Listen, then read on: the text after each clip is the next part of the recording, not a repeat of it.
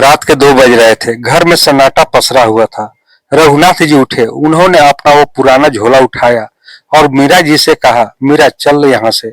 जिस घर में हमारे प्यार और त्याग की कीमत हमारे फटे कपड़ों से तय होती हो, वो घर हमारा नहीं हो सकता। रघुनाथ जी अपनी पुरानी और घिसी हुई ऐनक को धोती के पल्लू से पोंछते हुए बार बार दीवार घड़ी की तरफ देख रहे थे। आज उनके उत्साह का कोई ठिकाना नहीं था। उनके इकलौते बेटे अनुभव ने दिल्ली के एक बहुत पॉश इलाके में अपना नया 4 कमरों का फ्लैट लिया था। आज उसी नए घर की गृह प्रवेश की पार्टी थी। रघुनाथ जी और उनकी पत्नी मीरा ने इस दिन के लिए न जाने कितने सपने बुने थे। गांव के उस छोटे से कच्चे पक्के मकान से निकलकर जब अनुभव दिल्ली पढ़ने गया था, तो रघुनाथ जी ने अपनी पुश्तैनी जमीन का आखिरी टुकड़ा भी बेच दिया था। उन्होंने अपनी पूरी जिंदगी एक ही जोड़ी जूते और 2 जोड़ी कपड़ों में निकाल दी, ताकि उनके बेटे को कभी यह महसूस न हो कि वह किसी गरीब का बेटा है। मीरा जी ने एक पुराने बक्से में से अपनी शादी की वो रेशमी साड़ी निकाली, जिसे उन्होंने सालों से किसी खास मौके के लिए सहेज कर रखा था। रघुनाथ जी ने भी अपना सबसे साफ और इकलौता सफेद कुर्ता पजामा पहना था। उनके हाथों में एक छोटा सा डिब्बा था, जिसमें चांदी की एक छोटी सी गणेश जी की मूर्ति थी। यह मूर्ति उन्होंने अपनी कई महीनों की पेंशन जोड़कर बेटे के नए घर के लिए खरीदी थी। दोनों पति पत्नी जब दिल्ली के उस आलीशान अपार्टमेंट के नीचे पहुंचे, तो उस गगनचुंबी इमारत को देखकर उनकी आंखें फटी रह गई।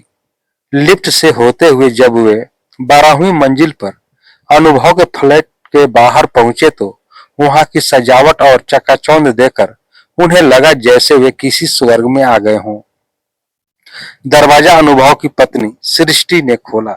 सृष्टि हमेशा से ही आधुनिक ख्यालों की ही रही थी और उसे अपने सास ससुर का गंवई रहन सहन कभी पसंद नहीं आया। उसने एक फीकी सी मुस्कान दी और उन्हें अंदर बुला लिया। घर में पैर रखते ही रघुनाथ जी ने देखा कि अनुभव के बहुत सारे कॉर्पोरेट दोस्त, विदेशी क्लाइंट्स और हाई सोसाइटी के लोग वहां मौजूद थे। हर कोई महंगे सूट और डिजाइनर ड्रेसर में थे। वेटर ट्रे में महंगे ड्रिंक्स और स्नैक्स सर्व कर रहे थे। अनुभव अपने बॉस के साथ खड़ा हंस हंस कर बातें कर रहा था। जैसे ही उसकी नजर अपने माता पिता पर पड़ी, उसके चेहरे का रंग हल्का सा उड़ गया। उसे उम्मीद नहीं थी कि वे सच में इतनी साधारण वेशभूषा में आ जाएंगे। उसने तेज कदमों से आकर उनके पैर तो छुए, लेकिन उसकी नजरों में खुशी से ज्यादा एक अजीब सी घबराहट थी। पापा, आप लोग आ गए। चलिए अंदर वाले कमरे में बैठिए, यहाँ बहुत भीड़ है।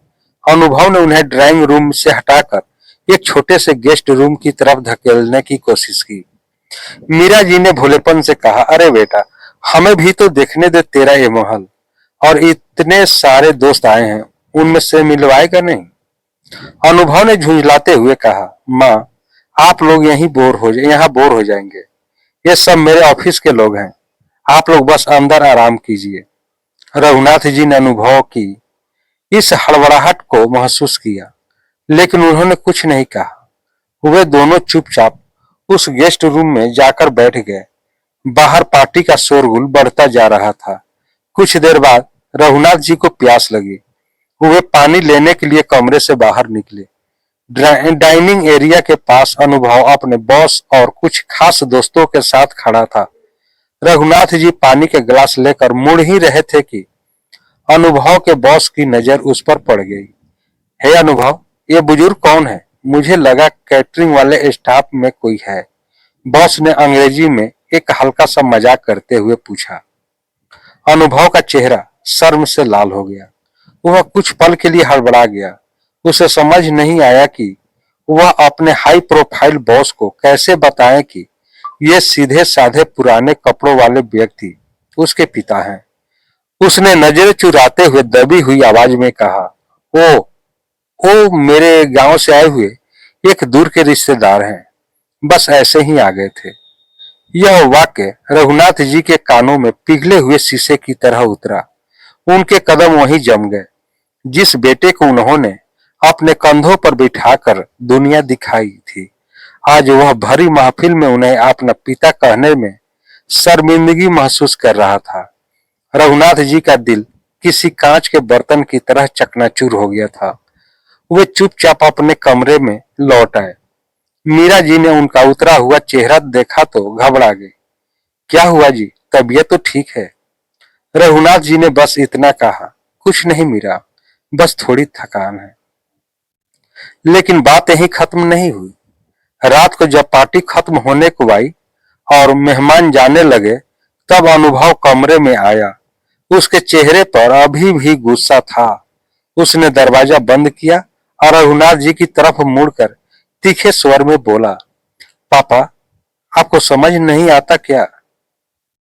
आपको बाहर निकलने की क्या जरूरत थी? आपने देखा मेरे बॉस मुझे कैसे देख रहे थे?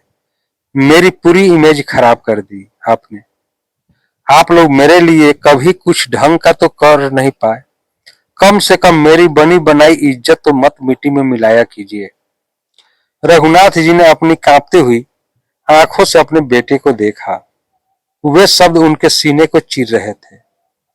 क्या दिया है आपने मुझे?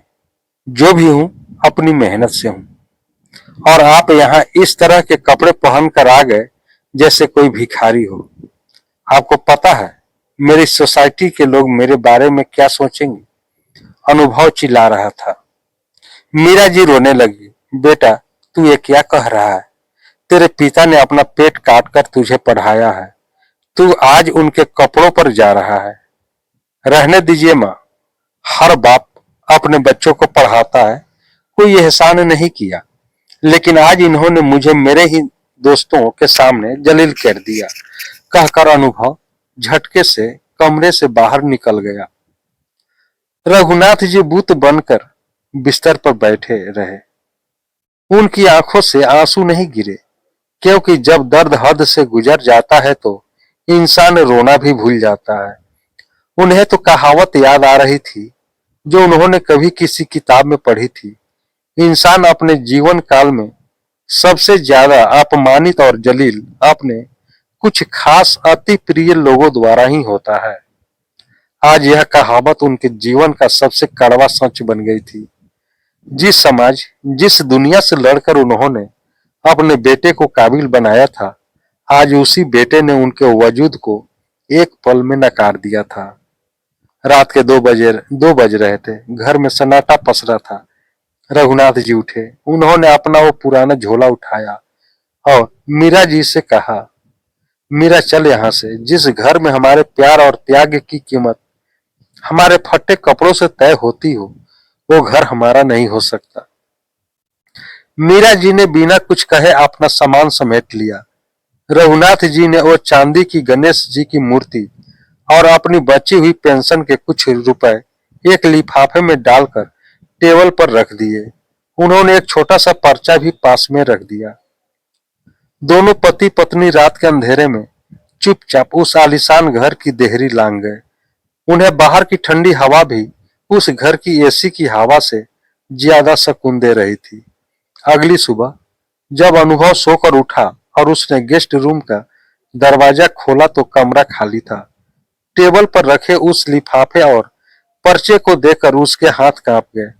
पर्चे पर रघुनाथ जी की टेढ़ी मेढ़ी लिखाई में लिखा था, बेटा, हमें माफ करना कि हमारे पुराने कपड़ों ने तुम्हारी नई इज्जत पर दाग लगा दिया। तुमने सच कहा, हमने जो किया वो हमारा फर्ज था। ये चांदी के गणेश जी और कुछ पैसे उस दूर के रिश्तेदार की तरफ से तुम्हारे नए घर का शगुन है। खुश रहना। अब ये भिखारी कभी तुम्हारी महफिल का तमाशा नहीं बनेगा। अनुभव उस पर्चे को लेकर जमीन पर बैठ गया। उसे अचानक अपनी उस गलती का एहसास हुआ जिसकी अब कोई माफी नहीं थी। उसने बाहर भागकर लिफ्ट की तरफ देखा, सड़क पर देखा, लेकिन उसके माता पिता उस चकाचौंध भरी दुनिया से बहुत दूर जा चुके थे। अपने स्वाभिमान और उस कड़वे सच को सीने से लगाया कि सबसे गहरे घाव हमेशा अपने ही देते हैं। जिंदगी में हम अक्सर कामयाबी की सीढ़ियां चढ़ते हुए उन हाथों को भूल जाते हैं जिन्होंने हमें पहली सीढ़ी चढ़ना सिखाया था। याद रखिए, माता पिता का पहनावा चाहे पुराना हो, लेकिन उनका त्याग और आशीर्वाद हमेशा अनमोल होता है। क्या आपको भी लगता है कि आज के दौर में रुतबे और पैसे के अहंकार ने अपने के जीवन की भावनाओं को खत्म कर दिया है? अपने विचार जरूर साझा करें। कहानी पसंद आई हो तो लाइक, कमेंट, शेयर और फॉलो जरूर करें। अब हम लोग अगले कहानी के साथ मिलते हैं अगले वीडियो में। तब तक के लिए जय हिंद,